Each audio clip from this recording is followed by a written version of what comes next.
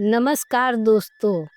भगवान श्री कृष्ण ने विदुर के माध्यम से धृतराष्ट्र को समझाया कि धर्म और कुल के कल्याण के लिए न्याय करो, वरना विनाश निश्चित है। जब महाभारत के दो महान पात्र अपने अंतिम समय के द्वार पर पहुँचे, उसी क्षण खुला यह संवाद। महाभारत की वह रात जब गांधारी का साप साक्षात अग्नि रेखा बन चुका था, महात्मा विदुर और कृष्ण ने वह रहस्य खोले जो धर्म के नाद, कर्ण की जन्म छाया और यदुवंश के विनाश तक को हिला देते हैं। महात्मा विदुर कहे, हे श्री कृष्ण, समय ने आपको हमें छोड़ने से पहले यह अवसर दिया है कि हम सत्य के कुछ गहरे रहस्यों पर चर्चा करें। युद्ध समाप्त हुआ और पांडव विजयी हुए, पर क्या कभी आपने सोचा है कि इन विजयों के पीछे किसकी चाल और किसके दांव छिपे थे? मुझे आपके दृष्टिकोण से जानना है कि दुर्योधन और शकुनी के साजिशों के मूल में क्या छिपा है। श्री कृष्ण ने कहा, महात्मा विदुर, यह साजिशें केवल युद्ध की नहीं थी, यह सत्ता और मनुष्य के अंदर छिपी लालसा की परीक्षा थी। दुर्योधन ने मुझे मारने की योजना बनाई थी, परंतु यह केवल शांति की आड़ में उनके अहंकार और भय का प्रतिबिंब था। यदि मैं शांति कूटनीति का पालन करता तो अनेक राजनीतिक दांव पेच अधूरे रह जाते। वही राजनीति थी जिसने मुझे हर कदम पर सोचने पर मजबूर किया। महात्मा विदुर कहे, क्या यही कारण था कि आपने युद्ध में पांडवों का मार्गदर्शन किया? आपको अपनी नियति पर विश्वास नहीं था या आपने उसे स्वयं रचा? भगवान श्री कृष्ण ने कहा, हर मनुष्य अपनी नियति स्वयं बनाता है। महात्मा विदुर, मैं केवल मार्गदर्शन करता हूँ। करुणा और नीति की सीमाओं के बीच हर निर्णय का भार हर व्यक्ति को स्वयं उठाना होता है। आपके शाश्वत दृष्टिकोण से धर्म और अधर्म के नियम तो स्पष्ट है, पर कभी-कभी वही नियम जैसे मेरे और आपके संवाद में केवल एक आवरण है। महात्मा विदुर ने कहा, आप धर्म और अधर्म को अपने अनुभव के आधार पर परिभाषित करते हैं, पर क्या आपके अनुसार अधर्म की सच्चाई को छुपाने के लिए भी कभी-कभी नीति का सहारा लेना उचित होता है? भगवान श्री कृष्ण कहे, बिल्कुल महात्मा विदुर। उदाहरण के लिए कर्ण की जन्म कथा, जो पांडव और कौरव के बीच छुपी हुई गहरी सच्चाई है, यदि वह समय पर खुली होती तो महाभारत की धारा ही बदल जाती। और यही कारण है कि हमने कौरव और पांडव के संबंधों को छिपा कर रखा। कई बार अधर्म का पर्दा सिर्फ धर्म की रक्षा के लिए उठता है। महात्मा विदुर ने कहा, और पांडव के भविष्य के बारे में आपके क्या विचार है? क्या उनका मार्ग सरल था या उनके लिए भी आपके छिपे रहस्य और रणनीतियां थीं? भगवान श्री कृष्ण कहे, उनके लिए मार्ग सरल नहीं था। प्रत्येक पांडव को उनके कर्म और उनके अंदर छिपे संकल्पों से गुजरना पड़ा।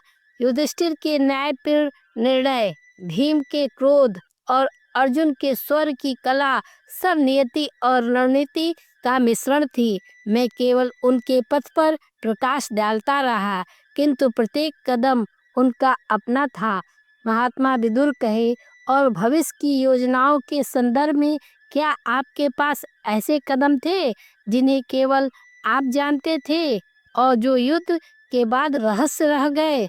भगवान श्री कृष्ण ने कहा, महात्मा विदुर, युद्ध की जीत केवल बाहरी विजय नहीं है, यह भीतर की विजय थी। मैंने शत्रुओं के साथ संबंध बनाए, परंतु छुपे हुए दांव जैसे कि दुर्योधन और शकुनी के गुप्त षड्यंत्र और उन पर नियंत्रण केवल मेरे ज्ञान और नीति का परिणाम था। यही भविष्य की रणनीति थी, जहां शांति और न्याय दोनों एक साथ चलते हैं, पर कहीं ना कहीं रहस्य हमेशा छुपा रहते हैं। महात्मा विदुर ने कहा, आप और आपके व्यक्तिगत संबंधों में भी तो बहुत रहस्य छिपे हैं। मैंने हमेशा धृतराष्ट्र की सेवा की। आपको मैंने पांडव और कौरव के बीच संतुलन बनाते देखा। क्या कभी आपके मन में यह प्रश्न आया कि धर्म का पालन करना कभी-कभी खुद के साथ खेलना नहीं बन जाता है? भगवान श्री कृष्ण कहे, विदुर, यही तो जीवन का रहस्य है। धर्म का पालन करना केवल नियमों तक सीमित नहीं है। कभी-कभी इसे अपनाने के लिए छुपे हुए निर्णय, रहस्यमय रणनीतियाँ और गहरे विश्लेषण की आवश्यकता होती है। और वही महाभारत का मूल रहस्य है। कौन देखता है और कौन समझता है, यह केवल समय ही बताएगा। महात्मा विदुर ने कहा, गांधारी द्वारा दिया गया आपको श्राप, क्या वह श्राप वास्तव में एक श्राप था या उस श्राप में कोई ऐसा गूढ़ रहस्य था जिसे केवल आप समझ सकते थे? लोग कहते हैं गांधारी ने क्रोध में आपके वंश के नाश की कामना की थी, पर मुझे लगता है कि सत्य इतने सरल रूप में नहीं होता। भगवान श्री कृष्ण कहे, महात्मा विदुर, आप सत्य के प्यासे हैं, इसलिए मैं आपको बताऊंगा जो संसार कभी नहीं जान पाएगा। गांधारी के श्राप में क्रोध था, पर उससे भी अधिक वह भविष्य का संतुलन था जो स्वयं मुझे भी स्वीकार करना पड़ा। गांधारी ने अपनी आंखें खोली नहीं थी, फिर भी वह युद्ध के परिणाम को देख रही थी। उस दिन जब उसने मुझे श्राप दिया, वह केवल पुत्र वियोग की पीड़ा में नहीं थी, वह भविष्य की उस आग को पहचान चुकी थी जिसमें यदुवंश को जलना था। महात्मा विदुर ने कहा, तो क्या गांधारी का श्राप वास्तव में आपके वंश के नाश का कारण नहीं था, बल्कि स्वयं आपकी अनुमति से बोया हुआ बीज था? भगवान श्री कृष्ण कहे, हाँ महात्मा विदुर, गांधारी का श्राप मेरे लिए दंड नहीं था, वह यादव वंश के भीतर उभर रहे अधर्म की ज्वाला का परिणाम था जिसे रोकने का एकमात्र मार्ग वही था। मैं जानता था कि यदुवंश का बल इतना बढ़ चुका है कि एक दिन वह स्वयं धर्म के लिए खतरा बन सकता है। गांधारी का श्राप एक पर्दा था और उसके पीछे भविष्य की योजना छिपी थी। यदुवंश के अंत से ही पृथ्वी अपने बोझ से मुक्त होती और मेरा कार्य भी वहीं पूर्ण होता। महात्मा विदुर ने कहा, हे श्री कृष्ण, यह सुनकर मन कांप उठा। तो क्या महाभारत का युद्ध केवल कौरव और पांडवों का संघर्ष नहीं था? क्या इसकी गहराई में पृथ्वी का संतुलन था? श्री कृष्ण कहे, महात्मा विदुर, महाभारत का युद्ध केवल एक राजवंश का अंत नहीं था, यह सृष्टि के संतुलन का निर्णय था। जहाँ जहाँ अधर्म का अंश था, उसे मिटाना ही था, चाहे वह कौरव में हो या मेरे ही वंश में। और गांधारी का श्राप वह एक स्त्री का क्रोध नहीं था, बल्कि नियति का सूक्ष्म संकेत था। फिर श्री कृष्ण कहे, महात्मा विदुर, आज मैं आपसे एक रहस्य पूछना चाहता हूँ।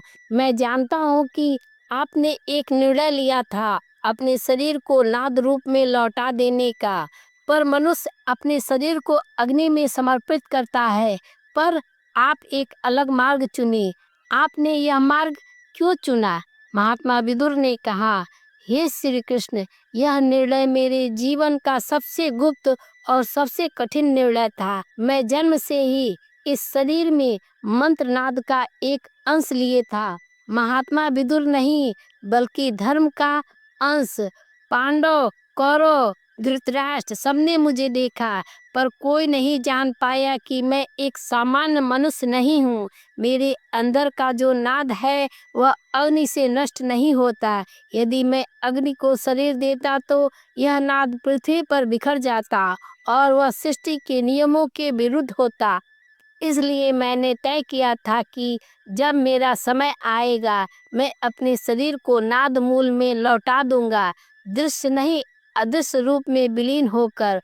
भगवान श्री कृष्ण कहे, महात्मा विदुर, आपका यह रहस्य केवल आप जैसे ज्ञानी योगी ही समझ सकते हैं। नाद वह शक्ति है जो ब्रह्मांड को धारण करती है, वह ना जन्म लेती है ना मरती है। आपका यह शरीर वास्तव में धर्मनाद का वाहक था। यदि आप अग्नि संस्कार करते तो वह नाद अधूरा लौटता और पृथ्वी फिर असंतुलित हो जाती। महात्मा विदुर ने कहा, और यह भी सत्य है श्री कृष्ण, जब मैं शरीर त्यागूंगा तो रूप मेरा नहीं जलेगा, बल्कि प्रकाश की रेखा की तरह अंतरिक्ष में विलीन हो जाएगा। भगवान श्री कृष्ण कहे, और यही विलय आपको इस ब्रह्मांड के नियमों के बीच एक विशेष स्थान देगा, जहाँ आप ना जन्म के बंधन में रहेंगी ना मृत्यु के। आप नाद के रूप में वही बनेंगी जो तुम्हें हमेशा से जानता था, धर्म का अदृश्य स्तंभ। श्री कृष्ण कहे, कुछ सत्य ऐसे हैं विदुर, जो यदि मैंने कह दिया होता तो युद्ध का परिणाम भी बदल जाता और अर्जुन भी। महात्मा विदुर ने कहा, कौन से सत्य श्री कृष्ण?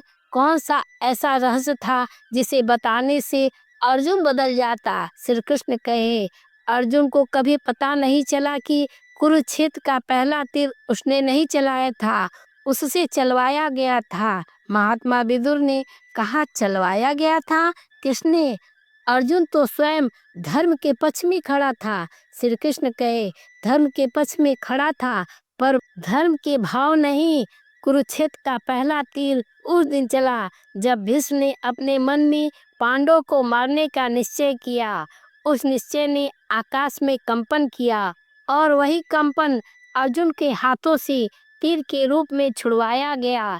अर्जुन को लगा उसने तीर चलाया है, पर चलाने वाला उसका हाथ नहीं, भीष्म का संकल्प था। विदुर ने कहा, तो फिर युद्ध का आरंभ अर्जुन ने नहीं, भीष्म ने किया है? श्री कृष्ण कहे, हाँ महात्मा विदुर, पर भीष्म स्वयं भी यह नहीं जानते थे कि वह तीर उनके अंतःकरण की अनसुनी गर्जना थी, जिसे उन्होंने भी नहीं सुना। महात्मा विदुर ने कहा, श्री कृष्ण, यदि यह सत्य था तो आपने अर्जुन को बताया क्यों नहीं? श्री कृष्ण कहे, क्योंकि यदि अर्जुन जान जाते तो युद्ध का आरंभ उनके हाथों से नहीं होता। वह गीता के श्रवण करने योग्य विनम्रता नहीं जुटा पाते। गीता अर्जुन को सुनाने के लिए नहीं थी, गीता को प्रकट होने के लिए अर्जुन को भ्रमित होना आवश्यक था। महात्मा विदुर ने कहा, और यह भी एक रहस्य है। श्री कृष्ण कहे, नहीं विदुर, वह तो केवल द्वार है। असली रहस्य वह है जिसे सुनकर मनुष्य पीढ़ियों तक कांपेगा। महात्मा विदुर ने कहा, तो कहिए श्री कृष्ण, वह सत्य कौन सा है? श्री कृष्ण कहे, महाभारत का सबसे बड़ा रहस्य यह नहीं है कि कौन जीता, सबसे बड़ा रहस्य यह है कि कौन नहीं लड़ा। महात्मा विदुर ने कहा, कौन नहीं लड़ा? श्री कृष्ण कहे, वह व्यक्ति जो हर दिन युद्ध भूमि में उपस्थित था, हर पल सबको देख रहा था, सबके निर्णय बदल सकता था, पर वह एक भी कदम नहीं चला, एक भी शब्द नहीं कहा। महात्मा विदुर ने कहा, कौन था वह? श्री कृष्ण कहे, वह समय था। महात्मा विदुर, समय स्वयं कुरुक्षेत्र में खड़ा था। समय ने युद्ध को रोका नहीं, क्योंकि यदि वह रुक जाता तो मनुष्य अपने भीतर की अधर्म वृत्ति को कभी पहचान ना पाता। समय कुछ लोगों के ऊपर खड़ा रहा और कुछ के पीछे। महात्मा विदुर ने कहा, तो क्या इसलिए कर्ण अंतिम क्षण तक संघर्ष करते रहे? क्या समय उनके विरुद्ध खड़ा था? श्री कृष्ण कहे, कर्ण के लिए समय नहीं रुका, पर एक क्षण ऐसा आया जब समय उनके सामने झुक गया था। महात्मा विदुर ने कहा, कर्ण के जीवन में समय झुका, यह कैसे? श्री कृष्ण कहे, क्योंकि कर्ण वह अकेला योद्धा था जिस पर समय का कोई भी बंधन प्रभाव नहीं डाल सका। कर्ण को मारने के लिए समय को भी एक क्षण के लिए अपनी गति तोड़नी पड़ी। महात्मा विदुर ने कहा, वह क्षण कब आया? श्री कृष्ण कहे, जब कर्ण का रथ पृथ्वी में धंसा। वह पृथ्वी नहीं थी विदुर, वह समय का हाथ था। समय ने कर्ण के रथ को नहीं पकड़ा, उसके द्वार को पकड़ा, और जब द्वार बंद हो गया तभी अर्जुन का तीर पहुंचा। महात्मा विदुर ने कहा, श्री कृष्ण, यदि यह सब रहस्य थे तो आपने इन्हें कभी प्रकट क्यों नहीं किया? श्री कृष्ण कहे, क्योंकि सत्य उतने ही समय तक जीवित रहता है जितना मनुष्य उसे सहन कर सकता है। आज मेरा समय समाप्त हो रहा है, इसलिए सत्य अब आपके हवाले है। महात्मा विदुर ने कहा, और यह क्या सत्य है श्री कृष्ण, क्या इससे भी बड़ा कोई रहस्य है? श्री कृष्ण कहे, हाँ महात्मा विदुर, सबसे भयानक रहस्य अभी कहा ही नहीं गया। महात्मा विदुर ने कहा, श्री कृष्ण इतने रहस्य खोल दिए, पर क्या मेरी भी कोई ऐसी भूमिका थी जिसका मुझे ज्ञान नहीं था? श्री कृष्ण कहे, हाँ विदुर, आप इस युद्ध के साक्षी नहीं थे, पर इस युद्ध के संरक्षक थे, क्योंकि जिस दिन आपने धृतराष्ट्र को सत्य सुनाया उस दिन अधर्म कांप उठा था, और जिस दिन आपने युधिष्ठिर को पहली बार रोका, युद्ध उस दिन टल सकता था। पर महात्मा विदुर, आपका एक वाक्य युद्ध की अंतिम मुहर बन गया। दोस्तों, उम्मीद है यह वीडियो आपको पसंद आई होगी। याद रखें, आपकी छोटी सी मदद हमारे लिए बहुत मायने रखती है, इसलिए इस चैनल को सब्सक्राइब करके वीडियो को लाइक ज़रूर करें और अपने विचार कमेंट में ज़रूर बताएं। फिर मिलेंगे एक नए वीडियो में। वीडियो देखने के लिए धन्यवाद।